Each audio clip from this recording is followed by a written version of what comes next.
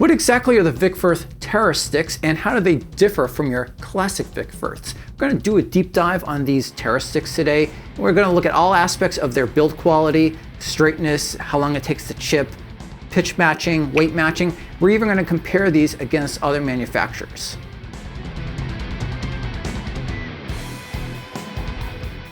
Let's get started with the specs. I've picked up 6 pairs of these Terra sticks to work with. Now these are 5A sticks, but the actual true model number on these are 5AT. They have a different model to differentiate them from the American classic sticks, the normal ones. So even though it says 5A on the stick, if you're Googling, searching around on these sticks, you want to look for 5AT instead. These sticks have a teardrop tip, medium taper and lacquer finish. That's just like your normal 5As that you would see from Vic Firth, as opposed to say an oval tip, which you would see from the Zildjian brand or say maybe a Promark. They're 16 inches in length, 0.565 inches in diameter. That makes them the same exact size as your classic 5As. How does that compare to some of the competitors? Well, your Promark rebound sticks are the same of 0.565. The Promark classic forward weighted sticks are a bit thinner. Those are 0.551 inch diameter. The Zildjian brand sticks that they make are also a little bit lighter than these. The Zildjian brand is 0.560 instead of 0.565. And of course, these sticks should be weight and pitch matched, but we'll confirm later how good of a job they did. With so many things similar to the classic Vic Firths, you might be wondering, what's the true difference with these sticks? What's the big deal with them? Well, there's one, maybe 2 differences depending on how you're counting. The first is the color. You'll notice that they look quite different from your normal Vic Firth. These sticks are still hickory, just like your normal Vic Firth. So in order to achieve a different color, they are basically staining the stick, and that helps, it darkens it, but also helps the grains to stick out more.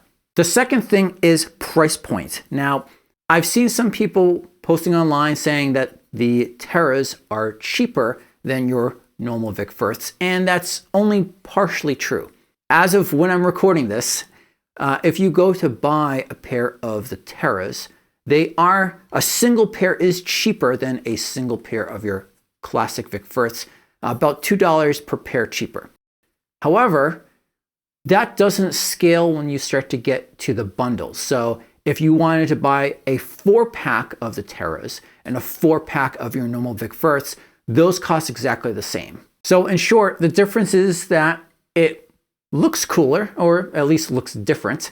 But what I want to know is, did the staining process have any impact on the quality of the stick? So let's do some roll tests now and figure that out. Before we start rolling, I actually just noticed one other odd thing about the stain on these sticks. So I had bought 2 individual pairs and I also bought a 4-pack. And it seems that the 4-pack, those sticks are darker. They've had maybe more stain applied to them as compared to the individual sticks. So that probably means there's some inconsistency in the amount of staining that's applied. Maybe it's not too surprising because I've also used the Promark fire grain sticks in the past. Those have also had some inconsistency on the coloring that gets applied. All right, let's get on to rolling. This is going to be the first pair of the individual sticks.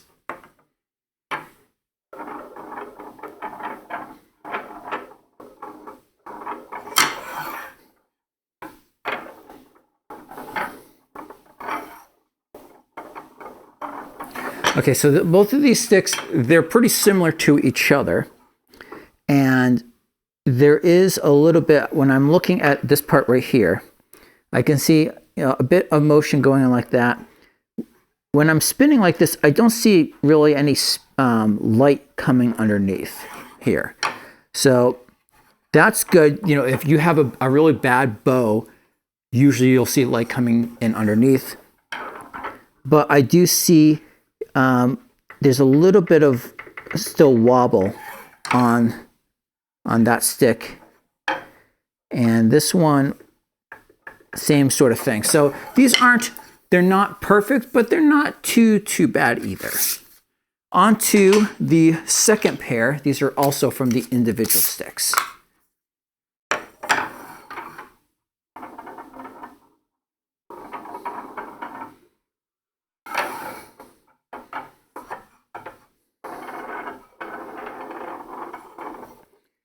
Okay, so this is a similar story to the first pair.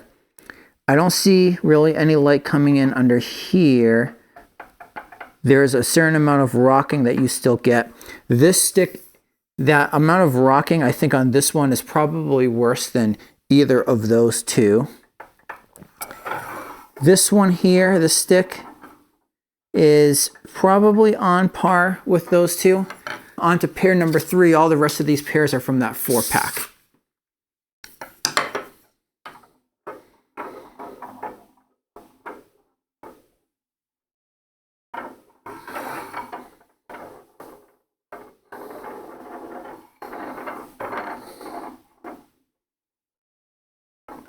This one stick here looks really good to me.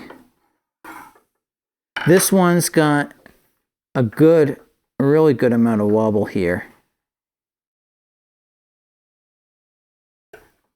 This one might be the worst of the sticks I've seen so far, whereas this one might be the best of them. On to pair number 4.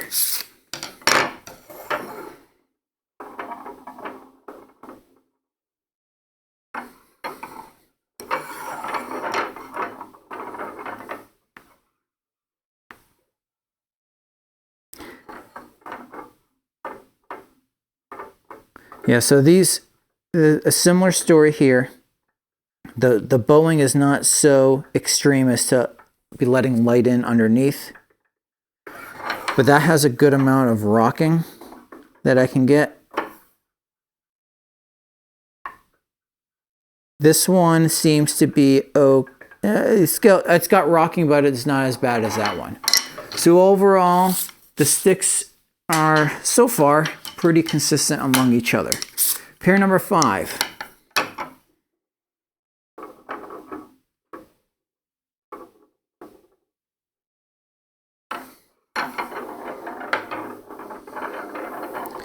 This one seems to have a lot of motion going on here.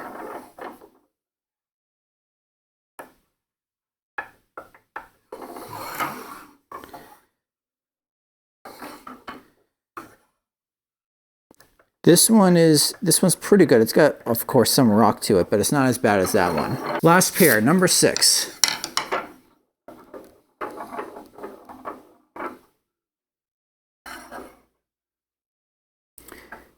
Okay, so this actually, I haven't looked at that one yet, but this one here, this got so much bowing that it's like lifting up, and I can start to see, when I'm rocking it, I can start to see light coming in on under here, underneath this part.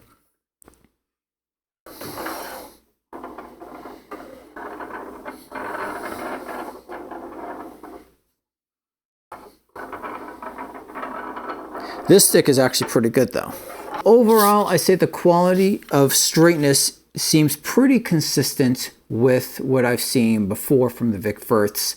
I tend to think that the Vic Firths and the Promarks that I've seen have been pretty good, better than the Vater sticks I've played with before. Okay, so now let's check for durability. I'm going to take a pair of the individual sticks and a pair from the multi-pack, and I'm going to start playing on them, and we're going to see how long it takes until the tips start to chip. Well, unfortunately, it did not take very long to chip these sticks. First, I started with pair number 1, and I got about 8 hours of playtime out of them, which is not that great. I always use the same stick in the same hand, which means that the right stick is the one that was being played on the ride. Next, I switched to pair number 6 from the roll test. That one I only got 5 hours of playtime out of. My experience in the past is that the oval style tips that, say, Promark uses, those give you more life, more durability than the acorn on the typical Vic Firths, but I was still expecting at least a little bit more playtime out of these. When I previously tested the normal Vic Firths, those gave me 13 hours and 7 hours respectively from the 2 pairs I tested. Another thing to note is that the beauty of these sticks are only skin deep, which is to say that as you start to wear down the side of the stick, you remove the stained part and it just starts to look like a normal stick. This isn't that big of a deal. Even the Promark fire grain sticks, they do the same sort of thing. But being as that the look of the stick is a selling point, I did want to mention it. Next up, I'm going to take the 4 remaining pairs that I have and we'll see how well they're pitch matched. I'll also compare them against the normal Vic Firths and some other brands.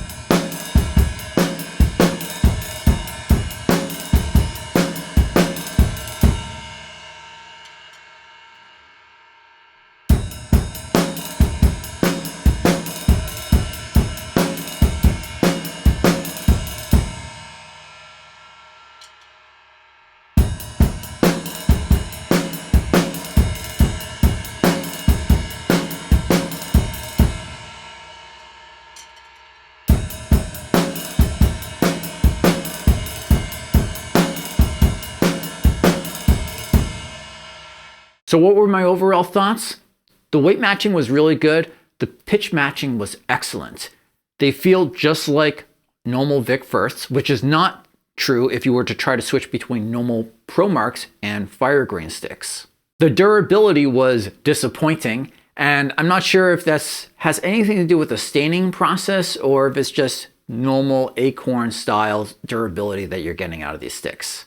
So if these sticks don't ever become more expensive than your normal Vic Firths, it might be worth picking up a couple pairs of these just to have something cool.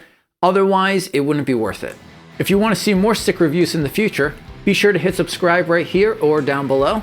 And in the meantime, check out this video.